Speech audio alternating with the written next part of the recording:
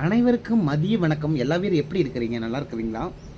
சொல்வாள்ல, எப்படி சொல்கிறது, இந்த பொம்பளை இருக்கிறாங்க பார்த்தீங்களா, பொம்பளையா, அதுக்கு பொம்பளை எல்லா பேரும் கோபத்துக்கு வராதிங்க. சில சில சில சில பேர் எந்த நேரத்தில் யாரை சொல்கிறத குறிப்பாக சொன்னவொடனே என் சம்சாரத்தை தான் சொல்லணும், வேறு யாரையும் சொல்கிறதில்ல. சகலைகளா, இது எப்படி சொல்கிறது, கல்யாணம் பண்ணியிருக்கும் அங்காளி பங்காளி மச்சன் எல்லா வீட்லையும் இப்படித்தான் நடக்குமா அப்படிங்கிறத சொல்லுங்கள்.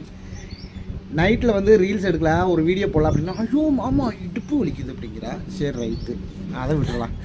அப்புறம் பார்த்தா காலையில் எழுந்திரிச்சு வந்தால் ஏதாச்சும் ஒரு வணக்கங்கிறது போடலாம் அப்படின்னு பார்த்தா, ஐயோ மாமா நெஞ்சு வலிக்குது, பின்னாடி முதுகு வலிக்குதுன்னு சொல்கிறேன்.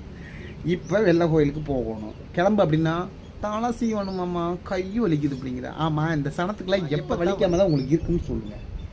எப்போதாண்டி கஷ்டமான வேலை சொல்லக்கூடாது. இது தலை சீவுறது உங்கள் ஊரில் கஷ்டமா?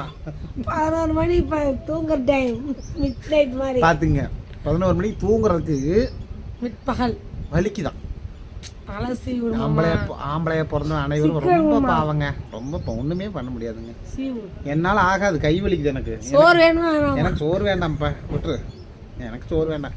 அது ஆல்ரெடி நான் சோறு தின்னுட்டேன். வரமாட்டேன், காசு கிடைக்காது.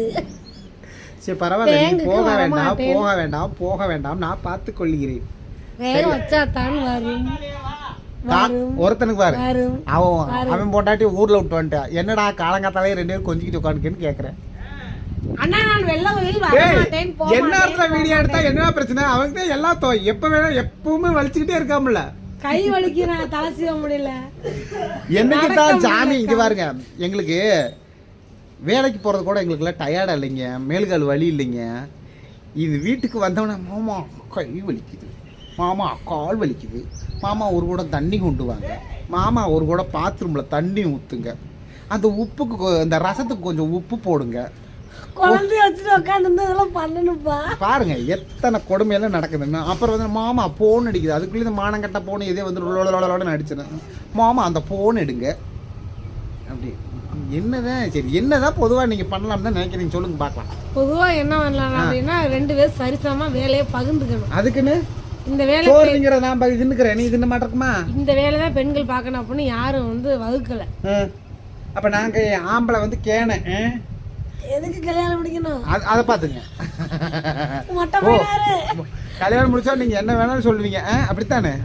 நான் நெல்ல கோயிலுக்கு வரமாட்டேன். நாடு கிடைக்காது. உலகத்துல என்னென்னமோலாம் பிரச்சனைகள்லாம் இருக்குதுங்க, அதெல்லாம் தாழ்ந்துடலாம் போல, அதெல்லாம் எப்படி சொல்ல, அதெல்லாம் தாண்டி போயிடலாம். ஆனா இந்த மாட்டம் பெண்கள்ட்ட இருந்து என்னைக்கும் போக முடியாது. நான் ஒருத்த போறேன் பாரு, ஓன்னு ஆறு அடிச்சுட்டு போறேன். புது மாப்பிள்ளை தெரியாம வந்து சமோசா திங்கிற வெள்ள கோயில பார்த்தேன் நேத்து.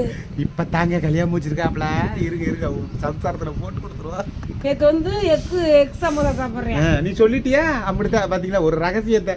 பாவா ஏதோ இப்பதான் கல்யாணம் பண்ணி டார்ச்சர் தாங்க முடியாம ஏதோ தனியா போன் வந்துச்சு டாட்டா.